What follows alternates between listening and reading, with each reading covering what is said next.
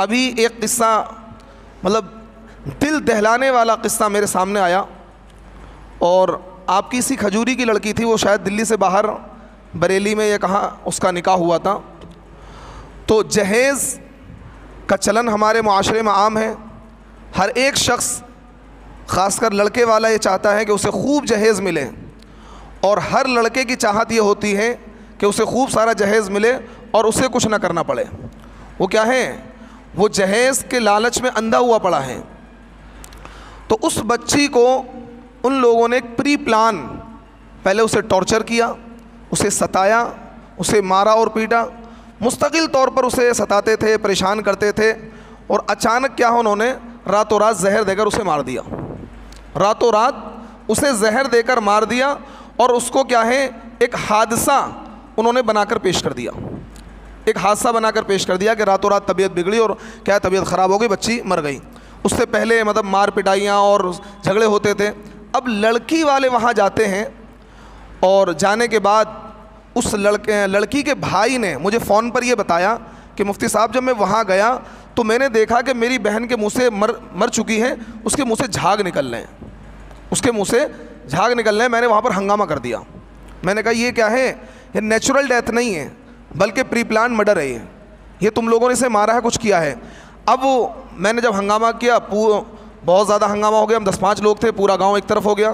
گاؤں کے لوگوں میں یہ بات ہوتی ہے، وہ سب ایک طرف ہو جاتے ہیں،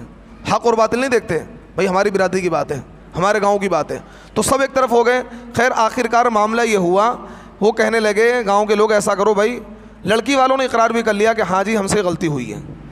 تو معاملہ یہ طے ہوا کہ اب تو تمہاری بہن چلی گئی، اب تو کچھ ہونے والا نہیں ہے۔ تو اس کے عوض میں 1 لاکھ روپے دینے لگے وہ لوگ، 1 لاکھ روپے کہ 1 لاکھ روپے لے لو، اس معاملے کو یہیں ٹھنڈا کر دو۔ تو لڑکی اس کے بھائی نے مجھے بتایا کہ میں نے کہا کہ 1 لاکھ روپے ہمارے کس کام کے، یہ 1 لاکھ روپے ہمارے کس کام کے، ہماری تو بہن چلی گئی۔ تم ایسا کرو، کیونکہ وہ سارے ایک طرف اور یہ چند لوگ تھے، 10-5 لوگ تھے، یہ انہوں نے کہا ایسا کرو 1 لاکھ روپے کسی مسجد میں دے دو،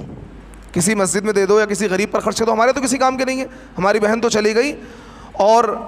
پھر وہاں مسجد کے امام صاحب کو بلایا گیا، اور وہ 1 لاکھ روپے جو لڑکے والوں نے دیے، وہ 1 لاکھ روپے مسجد میں انہوں نے دے دیے، اور یہ بیچارے چلے آئے۔ لیکن اب اس کے دل کو صبر نہیں آ رہا تھا کہ بھئی یہ ہم نے کیا کیا۔ پھر اس نے مجھ سے مسئلہ معلوم کیا فون پر کہ مفتی صاحب ایسے ایسے یہ معاملہ پیش آیا، یہ سچویشن پیش آئی، اور اس طریقے سے میری بہن کا مرڈر کیا گیا، آیا ہمیں کوئی قانونی کارروائی کرنی چاہیے یا نہیں کرنی چاہیے؟ اور اس طریقے سے ہمارے ساتھ پورا اس نے واقعہ مجھے بتایا۔ تو میں نے کہا آپ مکمل قانونی کارروائی کریں، مکمل قانونی کارروائی کریں۔ میں نے کہا میری جہاں مدد کی ضرورت پڑے میں آپ کی مدد کے لیے حاضر ہوں،